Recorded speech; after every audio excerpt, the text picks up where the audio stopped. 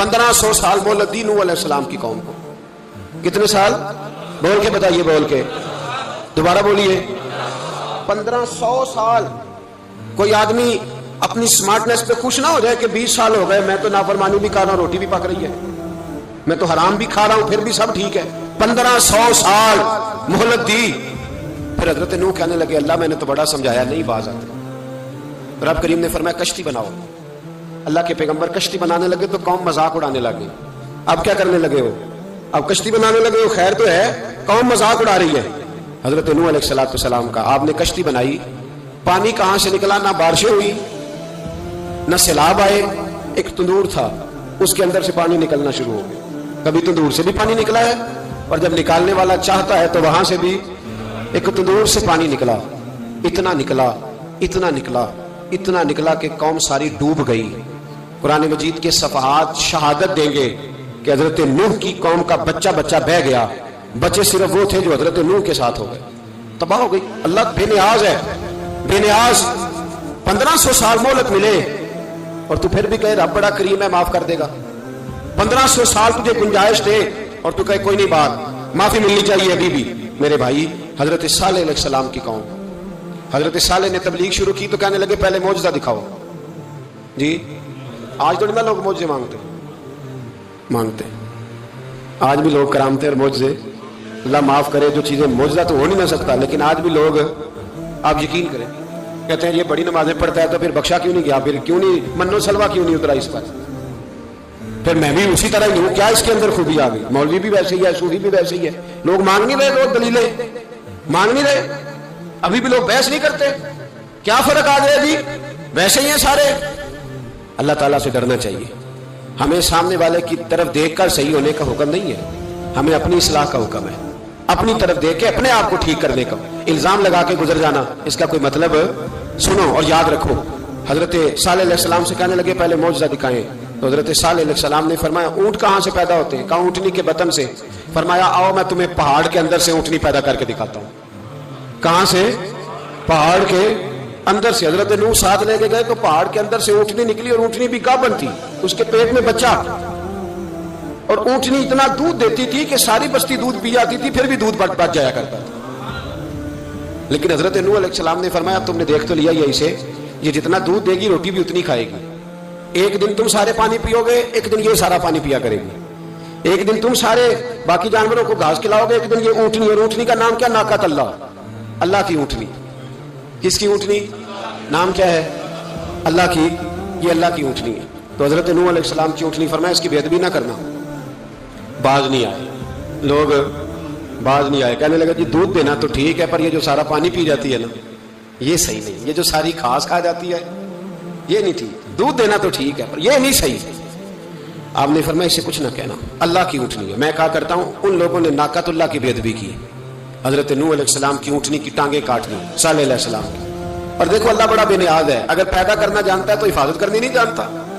لیکن رب کریم نے فرمایا نہ کرنا. انہوں نے ان کی پیر کاٹ دیے، کانوں پہ چھریاں لگائیں. اونٹنی جب مر گئی، اونٹنی اللہ تبارک و تعالیٰ کی وہ اونٹنی جب مر گئی تو حضرت صالح علیہ السلام کی قوم پر رب کریم نے زلزلہ بھیجا. اذا زلزلت الارض زلزالہا، جب زلزلے آئیں گے اور جب ان کا زلزلہ آنا زلزلہ آتا ہے نا، کیا کرتی ہے قوم؟ لا الہ الا اللہ، لا الہ الا اللہ، کلمے جاری ہو جاتے ہیں. بلکہ ایک دفعہ ایسا بھی ہوا کہ مسجدوں میں اعلان ہونے لگے زلزلہ آ رہا ہے. جو فجر کے لیے نہیں اٹھے زلزلے کے لیے وہ بھی اٹھ گئے. جن کا دعویٰ ہے نا میری سویرے آنکھ نہیں کھلتی، ان کی لگی نہیں کتنے گھنٹے، بعد میں بھی نہیں لگی. ٹی وی پہ اعلان ہوتے رہے کوئی نہیں آ رہا، سو جاؤ چپ کر کے. لیکن آنکھ لگی. موت سے تو ڈرتا ہے، اللہ سے ڈرتا ہی نہیں.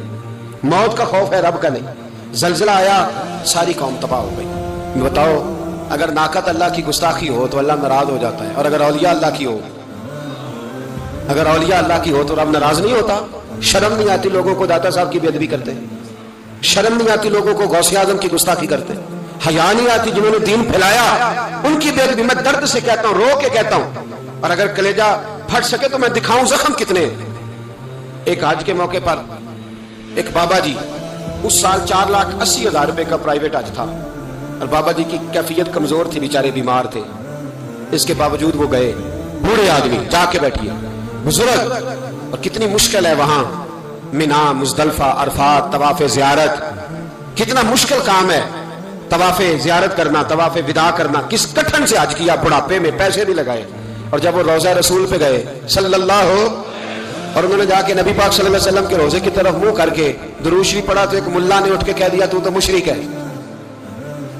तो मेरी रूह कांपी। मैंने कहा तुझे शर्म नहीं आई, हया नहीं आई? इसकी उम्र देख, किस बुढ़ापे में कहां से चला, कहां आया। ये मुशरिक होता तो किसी मंदिर में जाता, ये मुशरिक होता तो किसी गिरजे में जाता।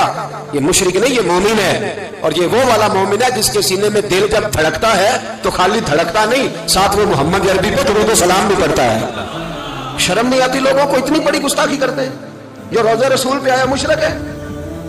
मैंने तो मौलवी को साफ साफ कहा था, मैंने कहा अगर मैं मुशरिक हूं तो निकालो, मुशरिक का दाखिला तो यहां वैसे ही मना है। शर्म नहीं आती, अपनी जुबान का पास करो कुछ। इतना जुल्म, इतनी बड़ी फिरकावारियत उम्मत में, इतना उम्मत को तकसीम करते हो, तुम्हें शर्म नहीं आती? जहां से इत्तेहाद का पैगाम देना चाहिए वहां से तुम लोगों को फिरके का पैगाम देते हो, एक मकसूद फिरके की तबलीग करते हो। खुदारा, तो मैं कह रहा हूं नाकत अल्लाह की बेदबी पे अजाब आता है, तौलिया अल्लाह की बेदबी में नहीं आता। दाता साहब सारी जिंदगी तबलीग करते रहे, एक आदमी ने उठ के कह दिया जनाब वो तो शिरक का अड्डा है, तो रब करीम नाराज नहीं होता इन बातों से? हमें ख्याल करना चाहिए, अल्लाह से डरना चाहिए। इन चीजों से अजाब आता है और आ रहा है। अल्लाह ताला हमें महफूज फरमाए। अल्लाह हमें इससे, कौम लूत पे भी अजाब आया, हम जिन्स परस्ती, मर्द मर्दों से बदकारी करते हैं।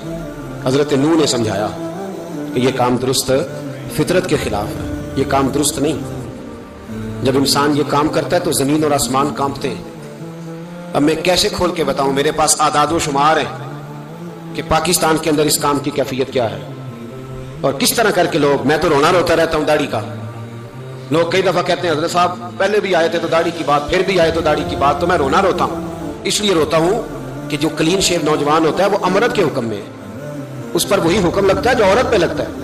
उसके साथ मर्द का उठना बैठना उसी तरह ना जाएगा जिस तरह औरत के साथ। हजरत जुनैद बगदादी रहमतुल्लाह ताला अलैह के सामने एक शख्स ने कहा वो कितना खूबसूरत नौजवान जा रहा है, तो आप फरमाने लगे तू तो हाफिज कुरान नहीं? कहा हाँ। फरमाने लगे जा अपने हिफज की खैर बना।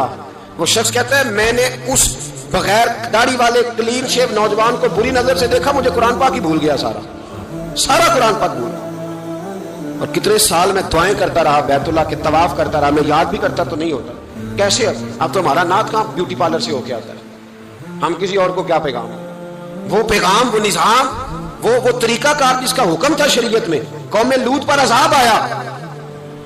सही बैठते होंगे बच्चे जो मोटरसाइकिलों पे बैठते हैं। मैंने गुजरांवाला की सड़कों पे बच्चों को, नौजवानों को जो तमाशे करते हैं सरेआम देखा है तो मुझे डर लगता है। तो कोई रोकने वाला नहीं, शुगल हो रहा है, हंस रहे हैं और सामने औरतें भी हैं, सब हो रहा है। कितनी तकलीफ की बात। हजरत नूह की कौम ये काम करती थी, कुरान पाक ने बयान किया है। हजरत नूह ने समझाया, फरमाया रब करीम ने तुम्हें अपनी ख्वाहिश पूरी करने के लिए जायज तरीका अता फरमाया, औरतों से निकाह करो और इस निकाह की बरकत से जो अल्लाह तुम्हें औलाद देगा उसको अल्लाह तबारक व तआला तुम्हारे लिए बाइस बख्शिश भी फरमाएगा। लेकिन जब कौम न मानी तो जो कौम कौम में लूत का अमल करे उसका इलाज कुरान में बयान फरमाया कि आसमान से पत्थर बरसेंगे। फिर पत्थर बरसे और जिनके बड़े बड़े अच्छे दिमाग थे उनके दिमाग चकनाचूर कर दिए गए, तबाह कर दिए गए, उनके दिमाग जमीन पर बिछाड़ दिया गया। अल्लाह मोहलत देता है, लेकिन इसका मतलब ये नहीं कि इंसान तौबा ही ना करे। हजरत शुएब अलैहिस्सलाम की कौम पर भी अज़ाब आया, इसलिए कि बददियानती करती थी, नाप तोल में कमी करती थी। मैंने कहा था शब कदर की रात कि ये कोई तमाशा है कि शब रात आई तो सारी रात रोते रहे, या अल्लाह माफ कर दे, या अल्लाह माफ कर दे, रो रो के चीखे मार मार रोए। शब कदर आई तो फिर चीखे मारी, सारी रात रोए। तो जिस बंदे का प्रोग्राम ही नहीं सवेरे बदलने का, दुकान पे बैठ के फिर वही नाप तोल में कमी, फिर वो अल्लाह ताला माफ करे। मैं एक मजमून पढ़ रहा था तो वो फूड के स्पेशल लोग तुम्हें लिखा था मेहरबानी करो मिलावट ही अच्छी चीज की कर लो, मिर्च में केरी तो ना मिलाओ ईंटों की, वो तो बीमार करती है, वो तो खून की आंतों को रोक देती है। वो कहने लगा और वो कहता है मैं तुम्हें बताता हूँ कौन कौन सी चीज मिलाई जा सकती है, वो मिला लो। खुदारा इस कौम पे रहम करो, मेहरबानी।